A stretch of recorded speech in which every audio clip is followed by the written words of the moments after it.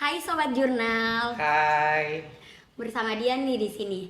Di sini udah ada kakak-kakak generasi muda yang akan bergabung di podcast kali ini. Nah, sebelum itu boleh perkenalan diri dulu nih kakak-kakak. Boleh. Hai teman-teman, nama aku Hasan Nofriha, kerap disapa Anim.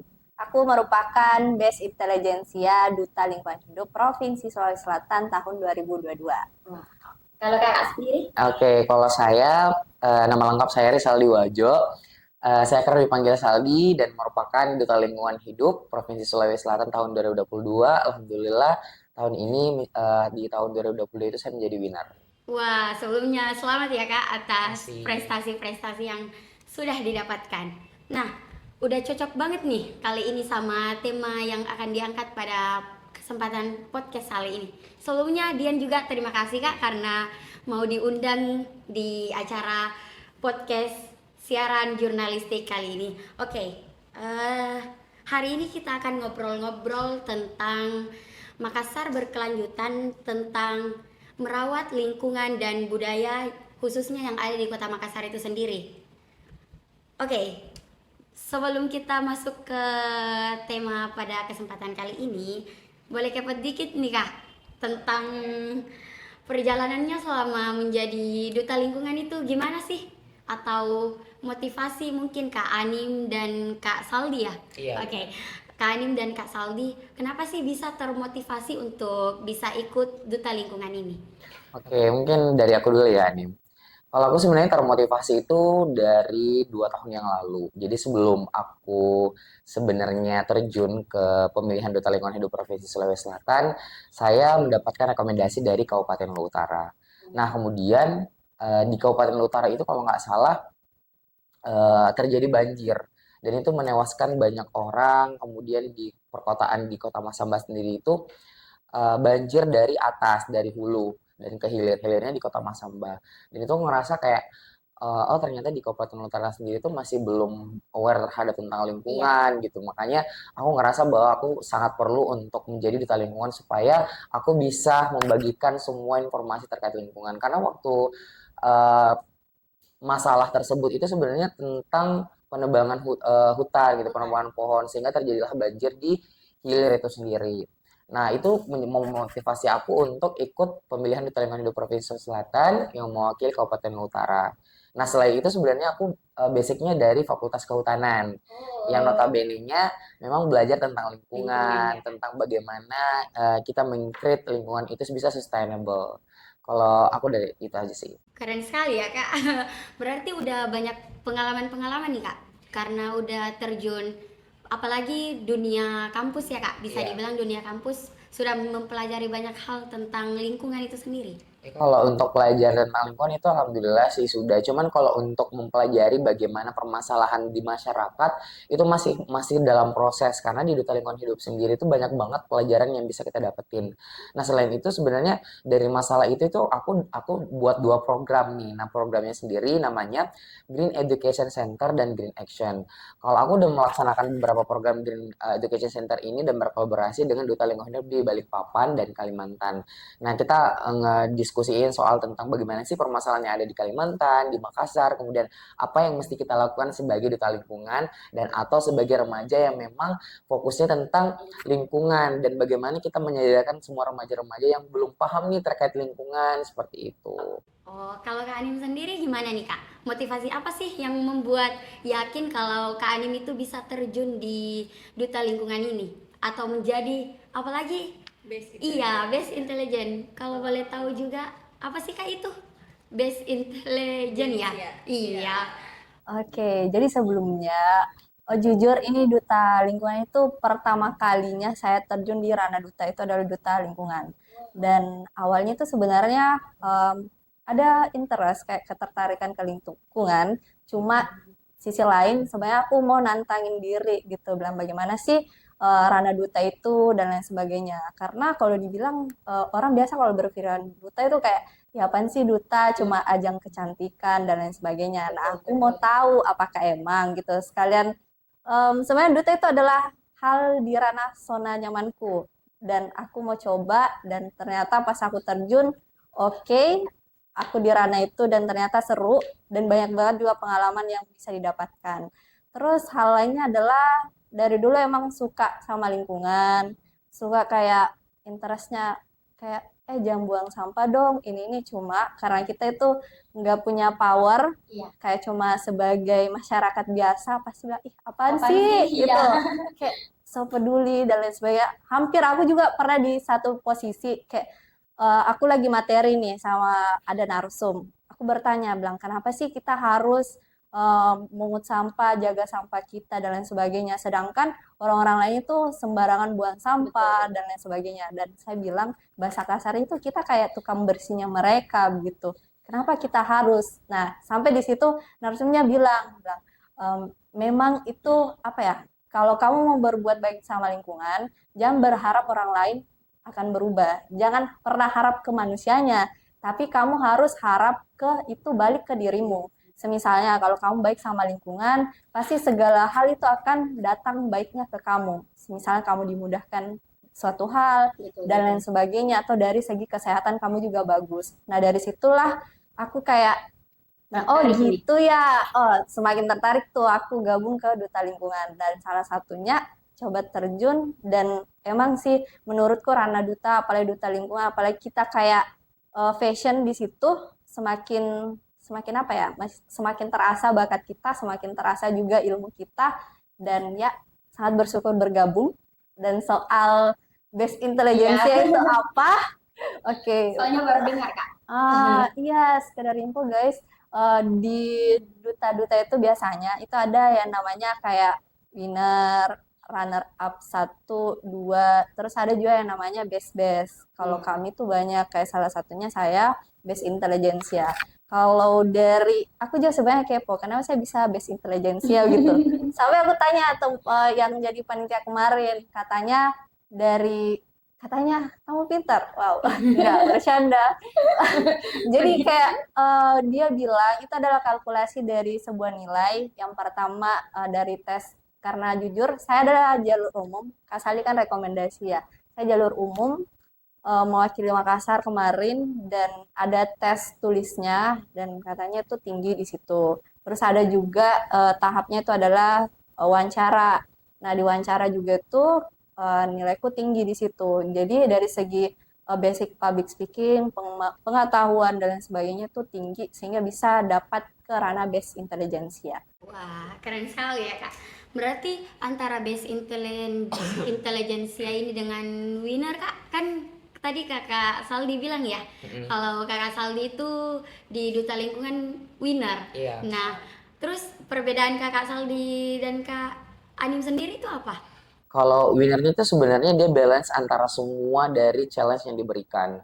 Jadi mulai dari prakarantina, karantina, dan yang paling diperlihatkan itu adalah pada saat penentuan top 6, 12 gitu ya. Iya, betul. Jadi kita tuh pertama di top 12 gitu, atau ada orasi. Nah, siapa orasi yang paling ngena di temanya, kemudian pembawaannya bagus, itu kan masuk di top 6. Nah, di top 6 sendiri ada Q&A lagi, ada challenge lagi sampai ke top 3. Di top 3 nanti itu ada challenge lagi, ditanya lagi.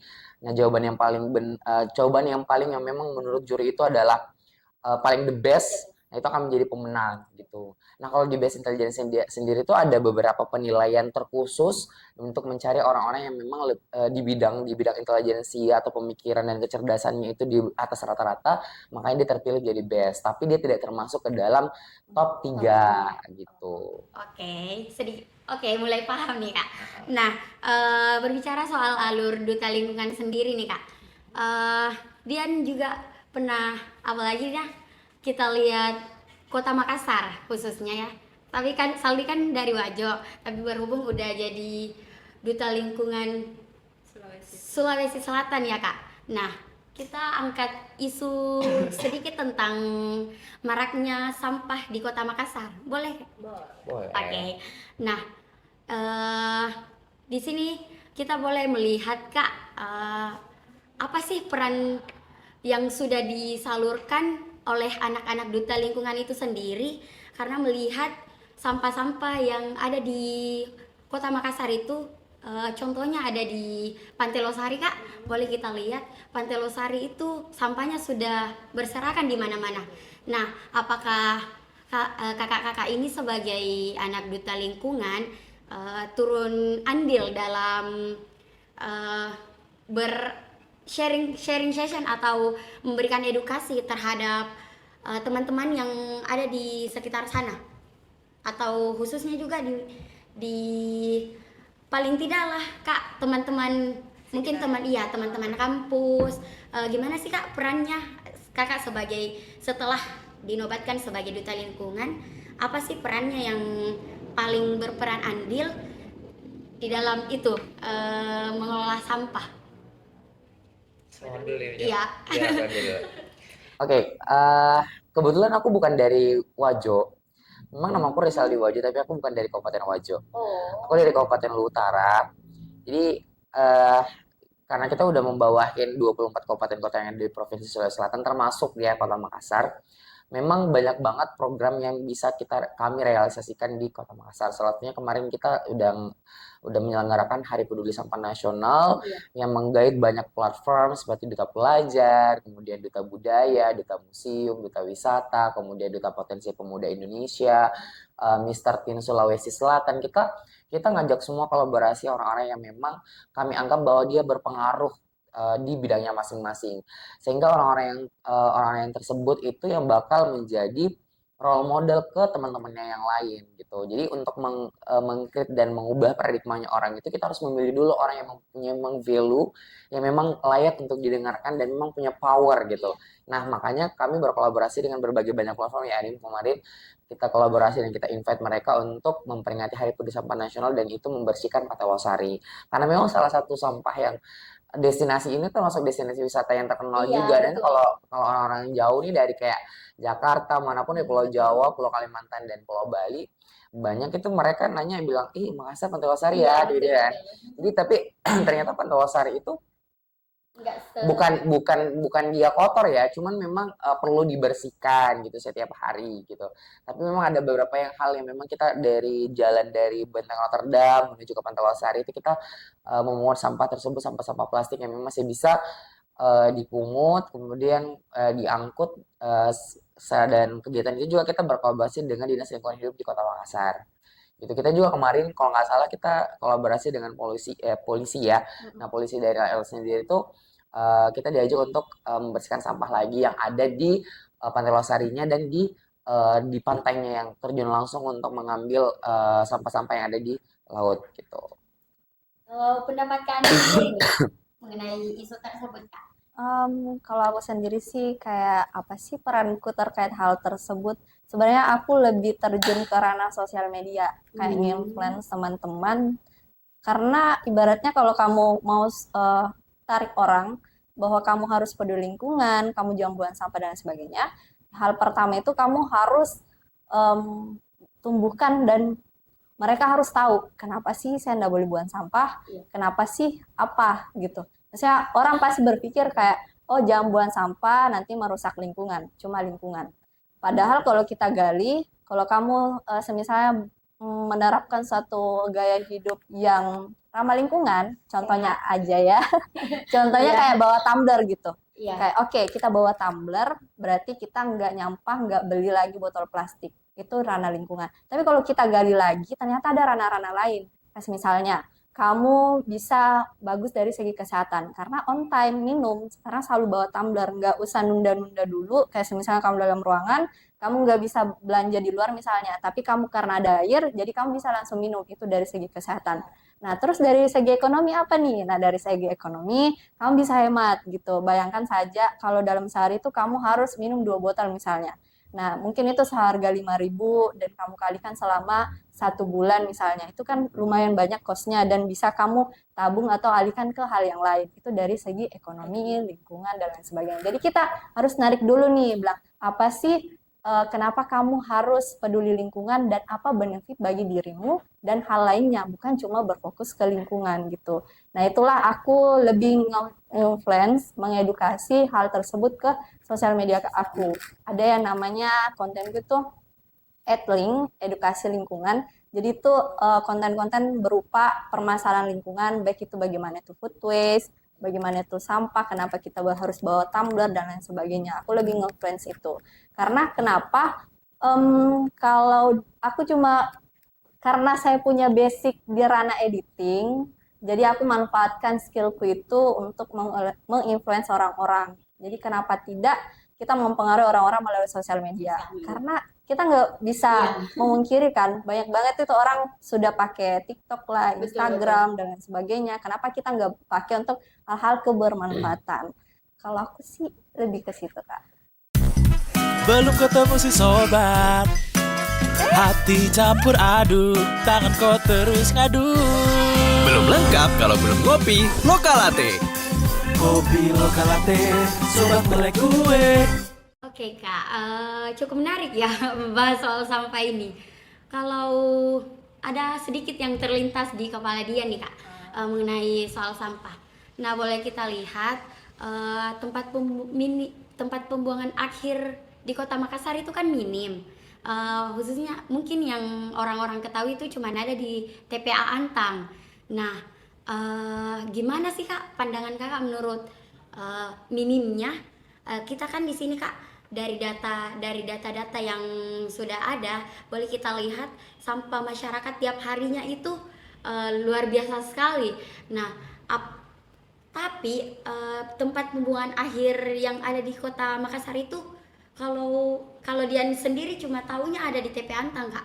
Nah itu sebenarnya cara kita mencegah, tapi kalau mungkin ada 3 poin penting Kak Saldi dari mengolah sampah itu.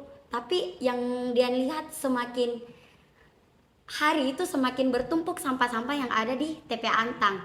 Nah itu pandangan Kakak sebagai duta lingkungan itu bagaimana?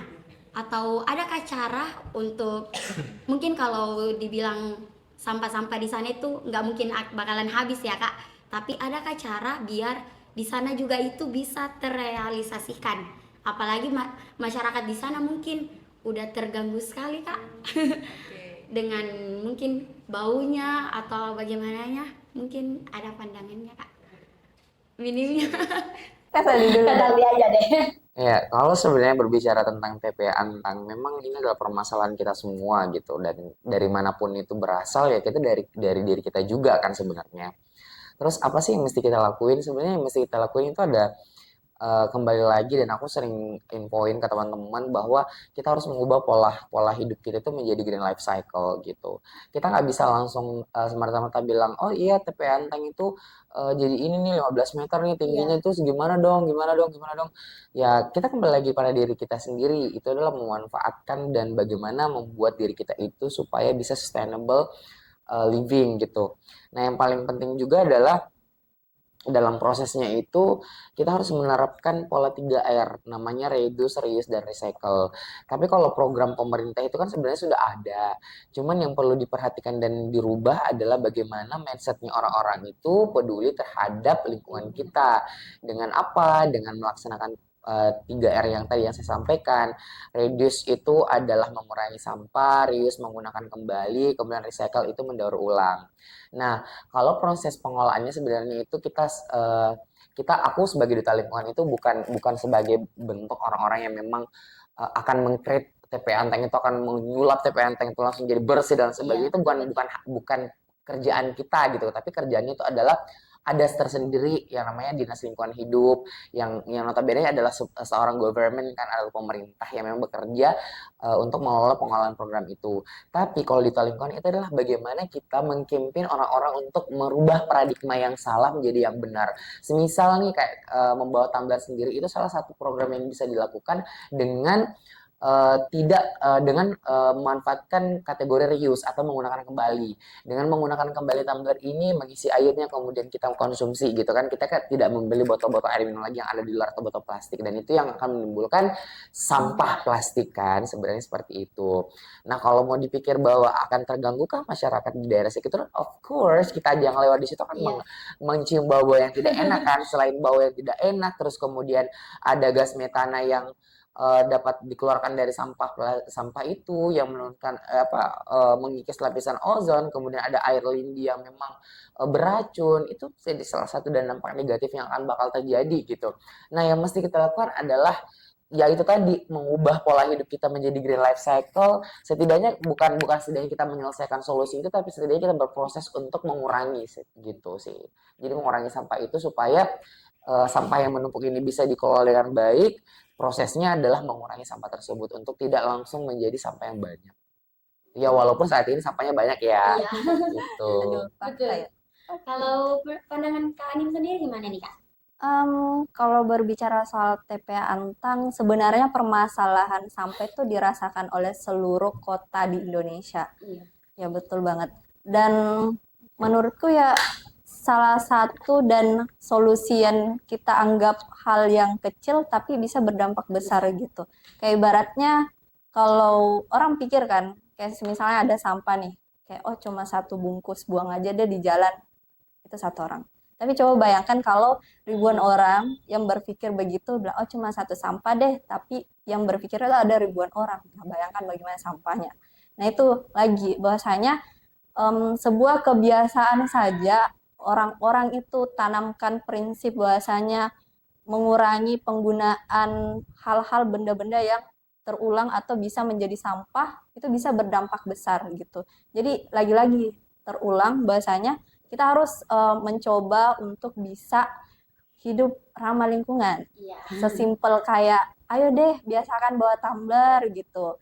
Ayo deh kita stop nih pakai kantong plastik, bawa tote bag deh. Nah, itu sesimpel itu aja bisa mengurangi tuh dari segi sampah dan lain sebagainya.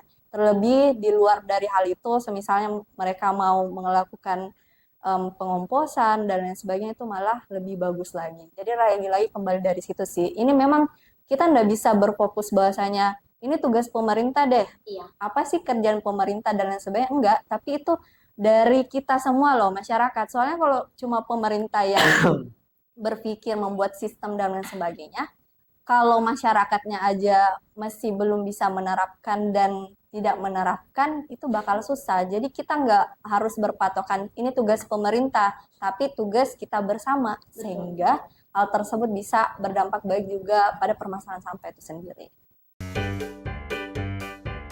Kakakku kece dan tinggi. Gak cuman tinggi, kakak juga aktif dan pinter.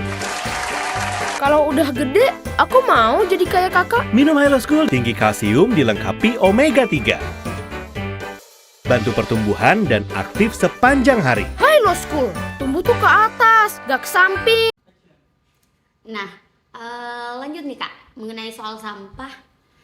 Sebagai kakak-kakak Saldi dan Kak Anim ini melihat banyaknya anak remaja, khususnya Dian sendiri nih Kak, apakah kakak-kakak dari Duta Lingkungan itu sendiri pernah melakukan sosialisasi tentang pengelolaan atau pencegahan sampah-sampah yang ada di kota-kota atau khususnya kota Makassar? Kak Saldi dulu mungkin. Jadi kalau masalah tentang sosialisasi itu merupakan program wajib kita ya sebagai duta lingkungan. Jadi pada saat aku udah terpilih menjadi duta lingkungan itu, aku langsung ke kabupaten-kabupaten. Yang pertama aku kemarin ke Kabupaten Mesinjai, aku sosialisasi di 2 sekolah, SMA dengan SMP kalau nggak salah. Itu bersama Top 3 itu kita berangkat ke Sinjai untuk melaksanakan sosialisasi. Kampanye seperti apa? Of course, kampanye seperti pengelolaan 3R, reduce, reuse, and recycle. Terus habis itu aku kembali ke kampung halaman Kabupaten Utara. Jadi aku sosialisasi itu di SMA 4 Utara sama SMK 1 Bone-Bone atau namanya SMK 1 Ulu Utara. Itu dan sosialisasi juga itu aku kemarin kolaborasi sama genre juga dan menggait semua dari perwakilan sekolah di Kota Makassar. Itu aku sosialisasi itu juga terkait. Nah, karena kenapa? Aku karena aku sebenarnya ada 2 program, namanya Green Action sama Green Education Center. Nah, Green Education Center itu aku laksanakan secara hybrid gitu, offline sama online. Nah, offline-nya itu aku sosialisasi di sekolah-sekolah. Oh, jadi memang sasarannya itu anak-anak sekolahan ya? Iya, anak sekolahan. Kita sasarannya adalah anak-anak remaja. Iya. Walaupun memang kita sasarannya untuk seluruh dunia, karena campaignnya kan anim itu dia campaignnya adalah online. Online itu bisa dilihat oleh siapapun, mulai dari dan tidak ada namanya batasan usia kan. Betul. Jadi kalau aku memang khususnya adalah remaja-remaja sekolah. Itu aku mau berpikir bahwa paradigma anak sekolah itu memang gampang untuk mudah lah setidaknya untuk diberikan suntikan-suntikan ilmu pengetahuan terkait Iya. dengan lingkungan gitu. Itu sih. Apalagi mungkin Kak melihat statusnya dari Kakak sebagai seorang duta lingkungan, mungkin kalau sasarannya anak-anak lebih cepat tangkap ya Kak? Ya benar benar banget sih. Jadi sebagai duta lingkungan itu kan kita ada backingan sebagai value yang memang paham terkait lingkungan. Jadi tentu saja bahwa hal kewajiban kita adalah men-share atau membagikan pengetahuan mengenai tentang bagaimana sih seseorang manusia yang menjaga tentang lingkungan yang baik, bagaimana pola hidup sehat, bagaimana kita mengajarkan teman-teman untuk melihat berbagai macam permasalahan terkait lingkungan dan apa yang solusi yang bisa kita tawarkan kayak gitu. Kalau dari Kak Anim sendiri nih, gimana sih? Atau mungkin pernah turun langsung bersosialisasi ke teman-teman atau anak sekolahan juga kayak pengalaman dari Kak Salim atau gimana? Kalau aku sendiri ya, aku memang lebih ke fokus ke sosial media sih. Dan lagi kalau teman-teman lihat, mempelajari algoritma dari sosial media itu nggak mudah, dan itu saya selalu belajar. Karena ibaratnya kalau kamu punya konten, tapi kamu tidak mempelajarinya, ya udah konten itu tidak banyak Kosong ya? views-nya. Iya, nggak banyak views-nya. Jadi saya memang lebih mempelajari bagaimana sih sosial media itu dan bagaimana caranya nih kontenku bisa ibaratnya FYP ke Iya. orang-orang sehingga banyak gitu eh, konten-kontenku bisa tersebar luas. Nah, salah satunya juga kami kan banyak banget nih kolaborasi dengan instansi pemerintahan, dengan duta, komunitas dan lain sebagainya. Sehingga setiap aku ikut kolaborasi itu saya usahakan untuk bisa membuat suatu konten dari situ. Nah, dari situ aja konten bukan cuma sebatas kayak ngevlog dan lain sebagainya bukan, tapi kita juga sisipkan hal-hal berbau edukasi, baik itu terkait bagaimana menjaga lingkungan, kenapa itu penting, dan lain sebagainya. Karena lagi-lagi ya, kalau kita berbicara konten itu tidak mudah, kita nggak bisa cuma buat karena apa ya, kalau kita cuma buat konten sebatas edukasi isinya, orang itu bakal nge-skip gitu. Jadi memang harus ada ranah entertainment-nya, dan kita selipkan hal edukasi. Jadi aku lebih ke sosial media untuk influence orang. Karena lagi-lagi gini Kak, followers kita aja itu Kak, kalau kita kayak buat-buat story gitu bilang, kamu nih kalau punya komunitas atau organisasi, coba deh untuk bawa tumbler misalnya, karena itu hemat cost dari anggaran kamu gitu. Dari hal itu aja kamu bisa nge-influence orang-orang penonton kamu bilang, oh kita kayaknya bagus coba ini deh untuk mengurangi dana, dan itu banyak juga yang terinfluence dari hal itu. Jadi lagi-lagi kita memanfaatkan apapun itu yang diberikan sosial media, baik itu story, reels dan lain sebagainya. Gitu sih, Kak. Keren juga sih Kak, apalagi melihat zaman sekarang kan Kak, anak Gen Z itu lebih ke sosial media. Nggak banyak juga, dan lihat juga Kak, sekarang kan orang-orang lebih jarang, lebih aktif gitu loh. Mungkin waktunya itu berTikTok, Instagram. Kalau seminar-seminar kayaknya udah kurang ya Kak? Atau memang di program kerja di Duta Lingkungan itu sendiri tidak ada mendatangkan, maksudnya tidak membuat seminar-seminar atau gimana Kak? Kalau masalah seminar sebenarnya itu udah include dengan sosialisasi gitu. Kalau skalanya internasional itu kita belum pernah melaksanakan. Tapi kalau untuk skala tentang workshop, kepenulisan, kemudian workshop mengenai tentang mengubah barang bekas menjadi barang yang bisa digunakan kembali, itu kita udah pernah. Nah, workshopnya itu kita kolaborasi sama Bank Indonesia, bukan Bank Indonesia sih sebenarnya, tapi dari apa sih yang generasi Gen Z ya, ya Gen kita kolaborasi sama Gen Z sama Genre. Kalau Gen Z sama Genre itu kita kolaborasi dengan memanfaatkan botol plastik itu dijadikan sebagai celengan. Duh, hujan nih. Butuh vitamin. Minum Nutrisari dong. Tinggi vitamin C, penuhi 100% kebutuhan vitamin C-mu. Wah, Nutrisari. Nutrisari, 100% kebutuhan vitamin C.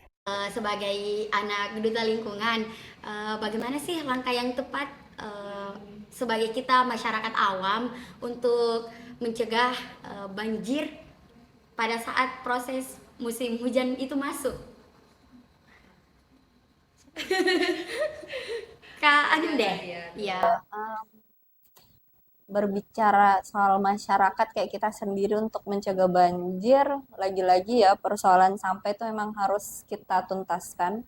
Misalnya di depan rumahmu aja itu kayak got-gotnya, bagaimana apakah banyak sampah atau lain sebagainya. Karena kalau nggak bersih dan banyak sampah kan otomatis saluran drainasenya bakal tersumbat ya kan. Dan itu akan lagi-lagi terjadi banjir. Dan menurutku sih di musim kemarau ini itu sebuah momen yang tepat sih untuk lakukan pembersihan sebersih-bersihnya. Karena kalau udah hujan bakal riweh gitu. Kalau kamu bakal riweh dan telat untuk kamu membersihkan sampah-sampah atau yang menyumbat drainase itu. Jadi menurutku itu lebih ke proses pembersihannya agar tidak terjadi banjir lagi. Sama ini masalah tentang proses peralihan dari kemarau ke musim hujan itu biasanya kan menurunkan tingkat kesehatan setiap orang kan. Jadi kalau kami sih sebenarnya tipsnya adalah harus perbanyak minum vitamin, kemudian kalau keluar gunakan jas hujan kalau semuanya pada saat itu hujan, persiapkan dan membawa setiap hari. Habis itu juga bisa mulai dengan yaitu tadi pola 3R itu reduce sama reuse sama recycle. Kemudian membersihkan di areal-areal di dekat rumah untuk supaya tidak terjadi proses biasa kan ada nyamuk demam berdarah kan itu bisa kalau hujan. Nah itu tempat-tempat yang tergenang seperti itu harus dibersihkan juga sebelum benar-benar terjadi musim hujan kayak gitu. Gini Kak, berbicara soal banjir juga nih. Kalau banjir kan itu airnya tergenang Kak, pasti otomatis menyebabkan pencemaran air. Nah, apa sih dampak yang paling, apalagi khususnya kesehatan nih Kak ya, kita tinggal di daerah situ tapi kita tercemar oleh air banjir. Nah, gimana nih Kak solusinya agar kita cocok tadi yang seperti Kak Saldi bilang minum vitamin, tapi ketika kita sudah dicemari oleh air banjir ini, adakah solusi yang tepat untuk mengurangi memproteksi diri? Oke. Sebenarnya kalau mau dibilang mengurangi atau apa, itu kan sebenarnya sudah terjadi nih, sudah terjadi banjir. Dan itu sebenarnya jadi bentuk feedback ke orang-orang, ke masyarakat bahwa ternyata memang sekarang kita dari sini kurang baik, kemudian sampah banyak. Nah, itu juga menjadi dampaknya mereka yang memang tidak menjaga lingkungan dan itu bukan hanya mereka yang kena, tapi semua orang yang kena kan. Dan kalau mau dibilang pada saat banjir itu terjadi, ya memang ya mau tidak mau memang kita harus meningkatkan tingkat kesehatan seperti minum obat dan lain sebagainya. Obat apa yang saya maksud adalah obat vitamin gitu. Nah, sekali lagi bahwa penyebab banjir itu adalah orang-orang yang tidak bertanggung jawab dan orang-orang yang memang egois yang dirinya memang hanya dia pikirkan untuk dirinya sendiri tapi untuk orang lain. Dan kalau mau dibilang lagi bahwa ternyata banjir itu akan bakal kena semua orang, kita sudah proteksi dan sebagainya, mau tidak mau kita harus sadari itu dan kita harus memerangi yang benar-benar terjadi pada saat itu gitu. Kita ya paling kita akan bersihkan kembali setelah proses banjir itu dan ini menjadi bentuk landasan kita bahwa ternyata di kemudian hari nanti ketika setelah proses banjir itu selesai kita harus sama-sama untuk menerapkan pola 3R itu. Kalau aku sih kayak semisalnya udah punya kepikiran, kan kita emang belajar dari tahun-tahun sebelumnya kalau musim hujan itu pasti selalu banjir.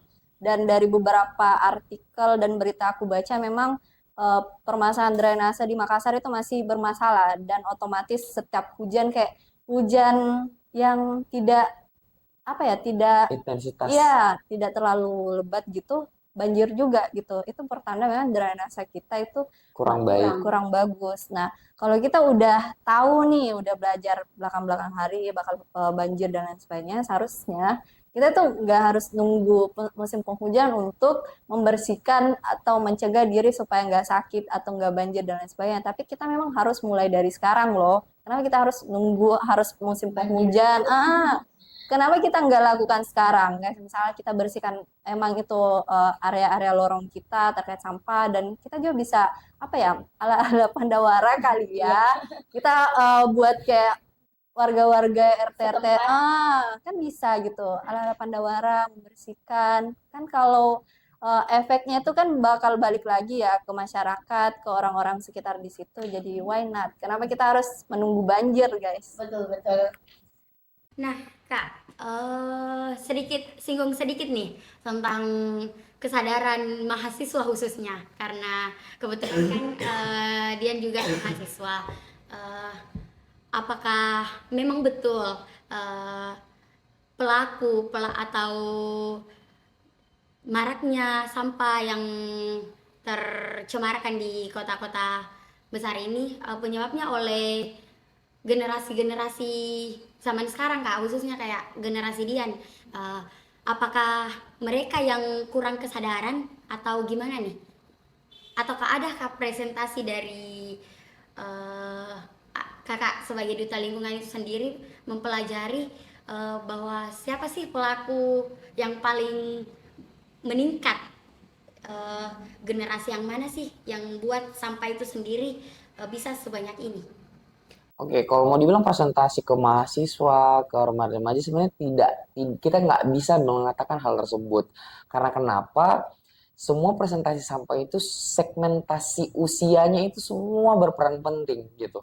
Semua baik itu dia anak-anak, kemudian remaja, dewasa, orang tua, semuanya itu berpotensi untuk menghasilkan sampah. Jadi kalau mau dibilang bahwa hanya satu segmentasi saja itu salah.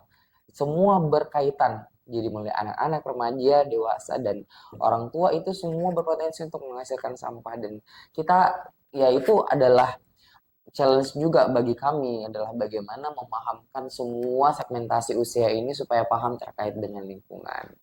Kayak gitu. Dan kalau hal yang memang sampah itu sebenarnya bukan itu juga yang perlu diperhatikan bahwa sampah itu bukan hanya berasal dari darat ya, tapi sampah-sampah juga itu banyak di laut.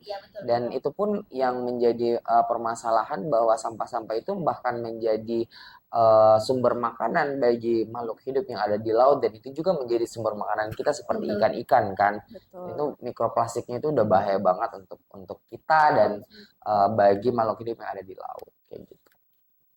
Oke, mungkin udah makin panjang nih Kak pembahasan sampah. Adakah harapan atau pesan Kak Anim dan Kak Saldi di tahun-tahun yang akan datang, apalagi sebagai anak duta lingkungan, notabene-nya sebagai anak duta lingkungan, harapan dan pesan Kakak terhadap lingkungan hidup sehat, lingkungan hidup sehat yang akan berdampak ke tahun-tahun yang akan datang.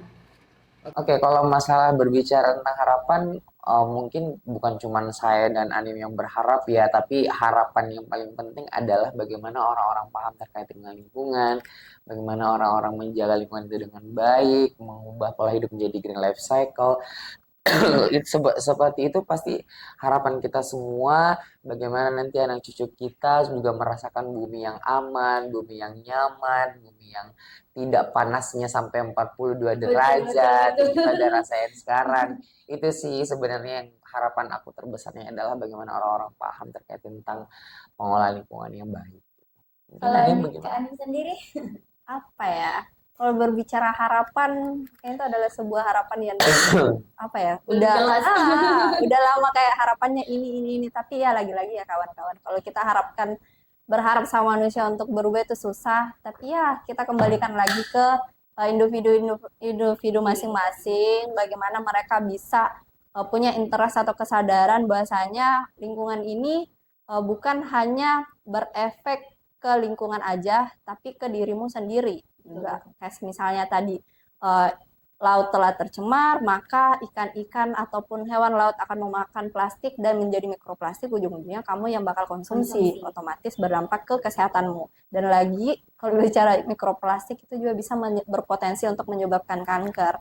Nah, lagi-lagi kita harus buka nih mata bagi para masyarakat, kaum muda, bahwasanya isu lingkungan itu sesuatu hal yang urgent, tapi sayangnya menurutku yang kulihat adalah tidak diarjenkan, dan saya harap teman-teman jangan ragu dan jangan padam semangatnya untuk selalu menyuarakan terkait lingkungan itu sendiri. Dan semoga yang kita harapkan adalah ya tolong untuk membiasakan diri, dan lagi-lagi itu akan kembali kepada dirimu Diri sendiri. Dimulai dari diri sendiri dulu ya Kak, sebelum ke tegur orang lain. Nah, udah panjang nih Kak, mungkin bernafas sedikit biar lega. Nah, duta lingkungan Kakak kan tadi duta lingkungan tahun 2022 ya Kak? Iya, benar. Nah, kalau duta lingkungan 2023-nya gimana nih Kak? Apakah udah ada atau generasi setelah Kakak ini gimana? Udah tergantikan kah? Udah dilengser atau gimana nih? Kita rencana di bulan ini ya, kita ada pemilihan Duta Lingkungan Hidup Provinsi Sulawesi Selatan tahun 2023. Dan kebetulan Anim sebagai koordinator acaranya yang bakal meng-create kegiatan itu untuk menjadi kegiatan yang memang tujuannya dalam menciptakan kaderisasi orang-orang yang paham dan orang-orang yang punya value terkait dengan tujuannya bagaimana memahamkan orang-orang mengenai tentang pola lingkungan hidup yang baik. Dan harapan kami juga sebenarnya di Duta Lingkungan Hidup ini, karena kita udah buka jalur umum rekomendasi Anim, itu sebanyak sekitar 40-an peserta yang bakal menjadi representatif kabupaten nanti ketika selesai kegiatan di pemilihan itu menjadi representatif untuk menyebarluaskan pengetahuan tentang lingkungan yang baik, menjaga lingkungan itu supaya bisa sustainable. Kalau Ya, Anim gimana? betul banget guys. Jadi kita emang sekarang tuh lagi proses tahap seleksi bagi kawan-kawan untuk apa ya, mendapat sebuah gelar sebagai apapun itu, baik winner dan best. Tapi yang kami harapkan ya semoga apa yang kalian dapatkan sebagai apapun itu, kamu bisa memiliki dampak ke masyarakat sekitar. Karena lagi-lagi percuma kamu punya titel, percuma kamu punya ya Achievement. yes betul, tapi kalau kamu nggak manfaatkan itu ya untuk apa? Sama aja dengan kali nol ya Kak? Iya betul. Jadi saya harapkan semoga ya, kita ya harapkan semoga pemilihan ini bisa berjalan lancar dan menciptakan sebuah generasi yang bisa menginfluence teman-teman atau masyarakat sekitar. Nah, kalau untuk duta lingkungan boleh cek di mana nih Kak? Biar sekalian promosi sedikit. Instagramnya apa nih Kak Saldi? Kalau Instagram kita itu @dutalingkungansulsel. Kalau untuk Instagram aku Iya, boleh. @saldiwhajo_, dan Ani Aku @animflhh. Nanti boleh dicantumkan di Boleh. sini ya Ya. Kak, sekalian. Nah, udah nggak terasa nih Kak, udah sekitar kurang lebih 1 jam Kakak Anim dan Kak Saldi temani Tian di sini. Sebelumnya terima kasih Kak. Untuk itu sebelum kita tutup, mungkin kesimpulan dari podcast kita kali ini bagi teman-teman, sebelum kita menegur orang lain untuk peka terhadap lingkungan, kita mulailah dari diri kita sendiri dulu, karena kalau bukan kita, siapa lagi? Betul kan Kak? betul banget. Ada tips juga nih untuk teman-teman yang ingin sharing session terkait lingkungan yang ada di khususnya Kota Makassar, mungkin bisa menghubungi anak-anak duta lingkungan ya Kak. Iya, benar Nggak banget. masalah kan Kak? Nggak Boleh masalah banget. dong. Kita malah seneng ya. Iya, Iya. betul.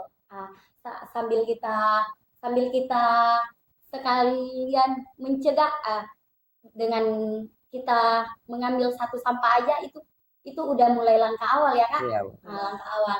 Jadi buat teman-teman, mulailah dari diri kita sendiri. Paling tidak bawa tumbler sendiri, kurangi sampah plastik. Itu juga sudah merupakan proses sebagai generasi muda, anak milenial, untuk mencegah lingkungan hidup sehat. Mungkin itu aja Kak. Terima kasih atas waktunya. Saya Dian. Mungkin sekian. Assalamualaikum warahmatullahi wabarakatuh. Waalaikumsalam.